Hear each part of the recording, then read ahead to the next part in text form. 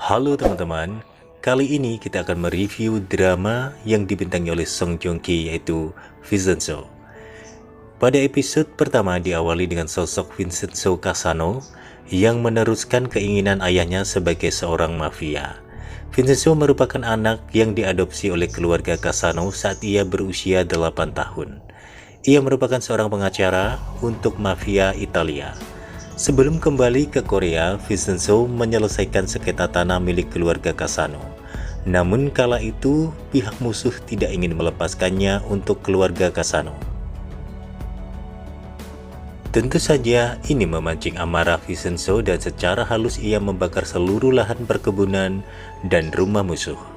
Usai mengurusi urusannya, Vincenzo bergegas pergi ke rumah keluarga Cassano untuk melakukan penghormatan terakhir kepada Fabio, ayah angkat Vincenzo. Sepertinya kematian ayahnya membuat Vincenzo dan Paolo saling tikam. Paolo, sang kakak yang ingin menjadi bos untuk Vincenzo, tentu Vincenzo tidak mau karena baginya Paolo memiliki permainan yang sangat licik. Tanpa ragu, Vincenzo menampar Paolo dengan omongan pedasnya. Namun Paolo tidak terima dengan perlakuan Vincenzo, hingga pada malam hari Paolo menyuruh para anak buahnya untuk membunuh Vincenzo. Kecerdasan Vincenzo membuat nasib Paolo semakin terancam, hingga akhirnya Vincenzo memutuskan untuk pergi ke Korea Selatan menjalani misi lainnya. Ia membuat janji dengan dirinya sendiri agar sesegera mungkin menyelesaikan misinya selama sebulan, dan setelah itu ia pergi dari Korea Selatan untuk selama-lamanya. Tak ada sedikit pun kenangan manis di benaknya karena ia merasa dikhianati oleh orang tuanya sendiri. Bahkan ia menganggap Korea Selatan itu adalah tempat yang buruk baginya. Proyek yang kali ini ia ambil merupakan proyek Vincenzo 5 tahun yang lalu bersama bosnya di Korea Selatan. Kala itu bos besarnya meminta bantuan Vincenzo untuk menyembunyikan emas batangan di suatu tempat yang aman.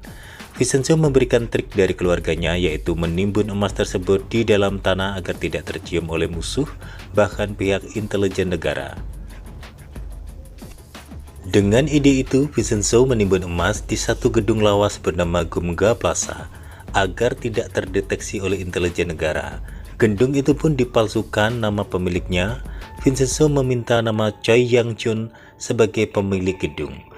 Akan tetapi, sepertinya gedung ini dilirik oleh pihak Babel Contribution karena mereka menginginkan pembangunan gedung baru di lingkungan tersebut. Oleh karena itu, Choi Yang-jun membayar pengacara Yu Jae-myung untuk mewakilinya, bahwa ia tidak pernah ingin menjual gedung tersebut. Tapi apa daya, suara Yu Jae-myung tidak didengar oleh pihak Babel Contribution. Dengan cerita tersebut, Choi Yang-jun memanggil Vincenzo sebagai pengacara tambahan. Kedatangan Vincenzo cukup membuat Yoon Jae-myung tidak percaya kinerja Vincenzo, sebab latar belakangnya adalah pengacara Italia. Bagi Yoon Jae-myung, suara Vincenzo di Korea Selatan tidak cukup berpengaruh. Sementara di gedung Gyeongga Plaza ini ditinggali sejumlah orang yang menolak pembangunan area tersebut. Vincenzo mencoba membuat orang-orang percaya dengan perkataannya untuk membongkar dan membangunnya lagi untuk mereka. Ketampanan dan penampilan Vincenzo yang menawan tentu membuat para penghuni mempercayai niat tulusnya. Namun suatu hari Babel Construction datang untuk mengusir para penghuni Gumga Plaza. Para penghuni tentu merasa dikhianati oleh Vincenzo. Mereka mengira berada di pihak Babel Construction. Tak lama kemudian Vincenzo muncul demi melindungi kliennya. Karena Vincenzo tahu bahwa lawannya itu suka bermain licik dan kotor, Vincenzo pun bersumpah akan memenangkan hak milik gedung tersebut apapun yang terjadi. Sayangnya hingga saat ini pengacara Yoon Jae-myung masih tidak bisa mempercaya begitu saja terhadap Vincenzo. Ia justru menganggap Vincenzo hanya berpura-pura berada di pihak mereka.